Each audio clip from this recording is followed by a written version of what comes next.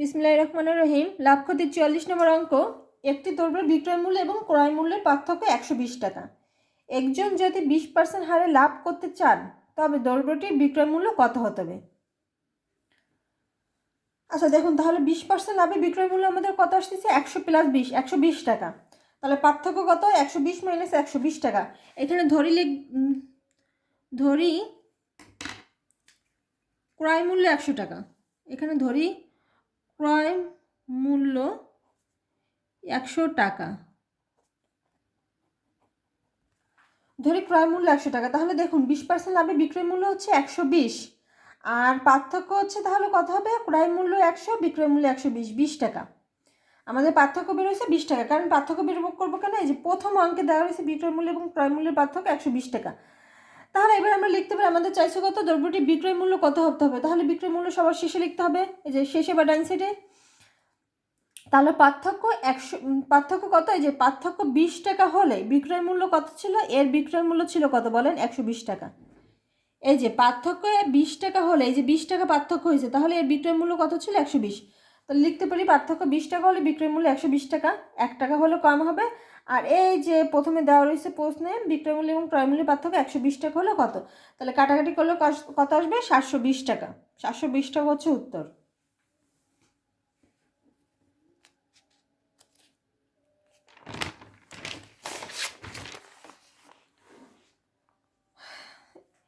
অনুরূপ 50 নম্বর। একটি কলম 11 টাকায় বিক্রয় করলে 10% লাভ হয়। একটি কলম 11 টাকায় বিক্রয় করলে 10% লাভ হয়। কলমটির ক্রয় মূল্য কত? কলমটির ক্রয় মূল্য চাইছে। তাহলে 10% লাভ, 11 টাকায় বিক্রি করলে 10% লাভ হয়। তাহলে 10% লাভে বিক্রয় মূল্য কত আসবে বলুন তো? 100 + 10, 110 টাকা। তাহলে আমরা কলমটির ক্রয় মূল্য চাইছে, তাহলে লিখতে পারি কলমটির বিক্রয় মূল্য 110 টাকা হলে ক্রয় মূল্য ছিল 100 টাকা, কারণ ক্রয় মূল্য আমাদের ধরা হচ্ছে 100 টাকা। তাহলে এইটা লিখতে পারি আমাদের বিক্রয় মূল্য 110 টাকা হলে ক্রয় মূল্য ছিল 100 টাকা, 1 টাকা হলে কম হবে। আর এই যে বিক্রয় মূল্য দেওয়া রয়েছে, দেখুন একটি কলমের 11 টাকা বিক্রয় করলে, বিক্রয় করার একটা দেওয়া রয়েছে, তাহলে বিক্রয় মূল্য 11 টাকা হলে কত আসবে? কাটাকাটি করলে আসবে না, এই যে 0 0 কাটা গেল, আর 11 11কে 11, তাহলে 10 অক্ষে 10, 10 টাকা হচ্ছে উত্তর। আচ্ছা 50 নম্বর। একটি দ্রব্য 180 টাকায় বিক্রয় করায় 10% ক্ষতি হয়। 180 টাকায় বিক্রয় করায় 10% ক্ষতি হয়। তাহলে ক্রয় মূল্য বেশি ছিল 180 টাকার চেয়ে, দ্রব্যটির ক্রয় মূল্য কত? তাহলে 10% ক্ষতিতে আমরা লিখতে পারি 10% ক্ষতিতে বিক্রয় মূল্য 90 টাকা। 100 - 10, 90 টাকা। তাহলে বিক্রয় মূল্য 90 টাকা হলে ক্রয় মূল্য ছিল 100 টাকা। এই যে বিক্রয় মূল্য 90 টাকা বের হয়েছে, কিন্তু সেহেতু আমরা লিখলাম ক্রয় মূল্য লিখলাম কেন? কারণ আমাদের দ্রব্যটির ক্রয় মূল্য চাইছে, এই জন্য ক্রয় মূল্যটা সবার শেষে।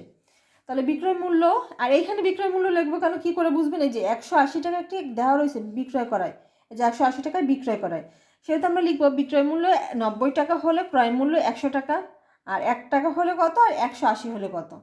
তাহলে কাটাকাটিগুলো আসবে, না কাটাকাটিটা দেখাই দিব। 0 0 কাটলাম, 9 2 18, এই 0 উঠলো। তাহলে 200 টাকা, 20 × 10, 200 টাকা হচ্ছে উত্তর 55 নম্বরের।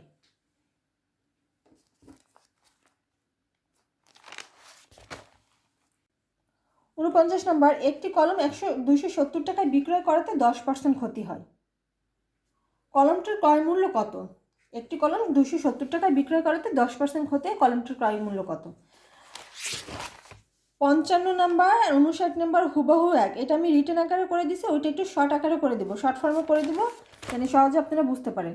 আর এগুলো কিন্তু যে অঙ্কগুলো করাচ্ছি বিগত চাকরির পরীক্ষা অনেকবার আসছে, আমি কিন্তু এটা অনেকবার পরীক্ষা আসছে, অনেক থানা শিক্ষা অফিসার 2010, আর প্রাথমিক সহকারী শিক্ষক নিয়োগ আসছে 13 সালে।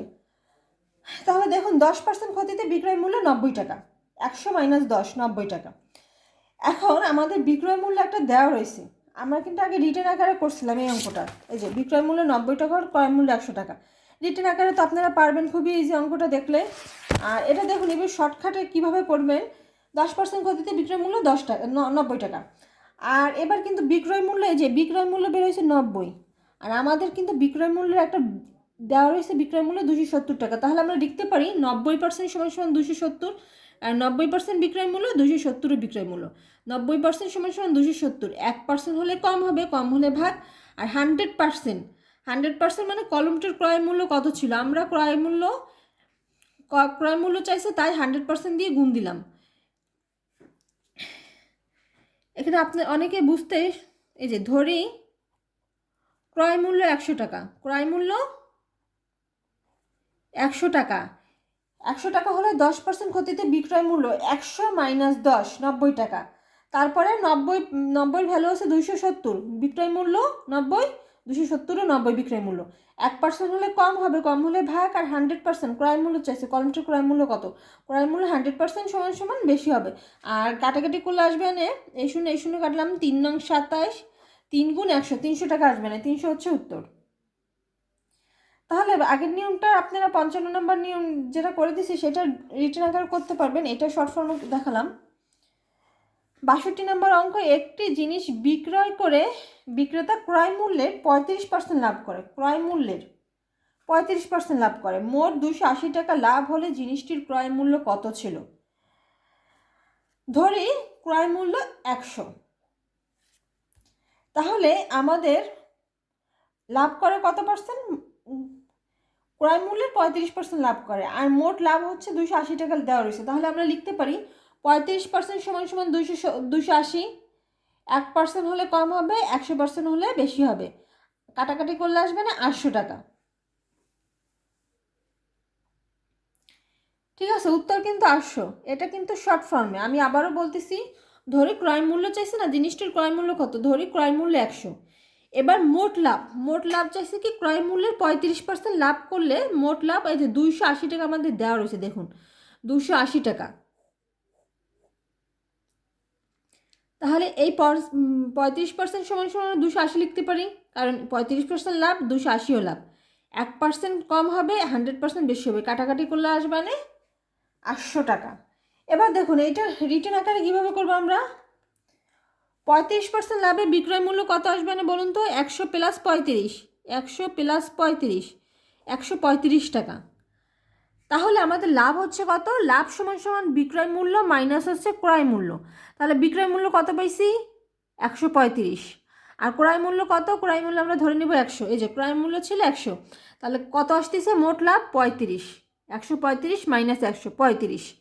এবার দেখুন কিভাবে লিখবেন, আমাদের ক্রয় মূল্য চাইছে, জিনিসটির ক্রয় মূল্য কত, তাহলে ক্রয় মূল্যটা সবাই শেষে দিব।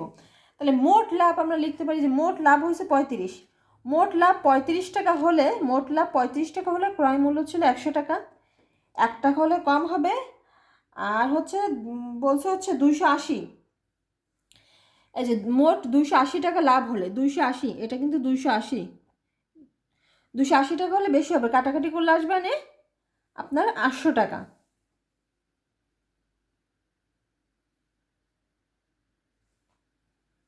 উত্তর 800।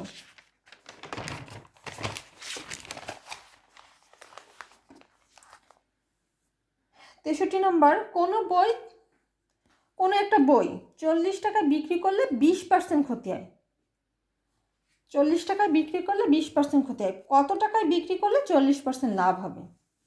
তাহলে দেখুন 20% ক্ষতিতে বিক্রয় মূল্য কত আসতেছে? 100 মাইনাস 20, 80 টাকা, আর 40% লাভ হলে কত হবে? 100 প্লাস 40, 140 টাকা। এবার আমাদের দেওয়া রয়েছে হচ্ছে বই 40 টাকায় বিক্রি করলে 20% ক্ষতি হয়, কত টাকায় বিক্রি করলে 140 টাকা লাভ হবে? তাহলে দেখুন বিক্রয় 80% সমান সমান 40,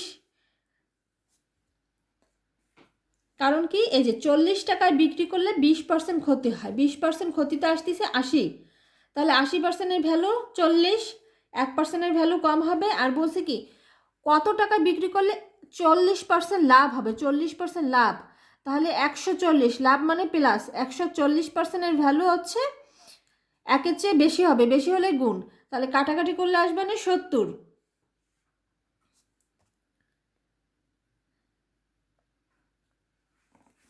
এবার এটা লিখিত কিভাবে করবে দেখুন, লিখিত তো হচ্ছে, ধরি ক্রয় মূল্য 100 টাকা, প্রথম মাসে 20% ক্ষতি হয়েছে, 20% ক্ষতিতে বিক্রয় মূল্য 80 টাকা, দ্বিতীয়তে 40% লাভে হচ্ছে 140 টাকা।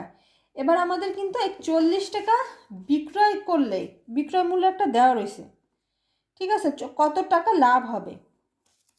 কত টাকায় বিক্রি করলে 140% লাভ হবে, কত টাকায়। তাহলে বিক্রয় মূল্য কত টাকায় বিক্রি করলে, বিক্রয় মূল্যটা সবার শেষে লিখতে হবে, আমাদের বিক্রয় মূল্য চাইছে সবার শেষে লিখতে হবে। তো আমরা লিখতে পারি প্রথম বিক্রয় মূল্য 80 টাকা হলে দ্বিতীয় বিক্রয় মূল্য 140 টাকা, 1 টাকা হলে কত আর 40 টাকা হলে কত। প্রথম যে বিক্রয় করছে 80 টাকায় কিন্তু ক্ষতি হয়েছে, দ্বিতীয় বিক্রয় মূল্যে 40% লাভ হয়েছে, 20% ক্ষতি হয়েছে তাই 80 টাকা, 40% লাভ হয়েছে তাই 140 টাকা। তাহলে এইভাবে লিখলে সহজ হবে। প্রথম বিক্রয় মূল্য 80 টাকা হলে দ্বিতীয় বিক্রয় মূল্য 140 টাকা, 1 টাকা হলে আর হচ্ছে 40 টাকা হলে, কাটাকাটি করলে আসবে না 70।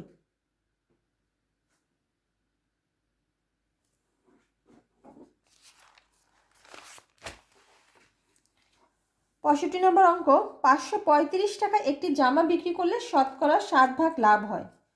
535 টাকায় একটি জামা বিক্রি করলে শতকরা 7 ভাগ লাভ হয়। জামাটি কত টাকায় বিক্রি করলে শতকরা 20 ভাগ ক্ষতি হবে।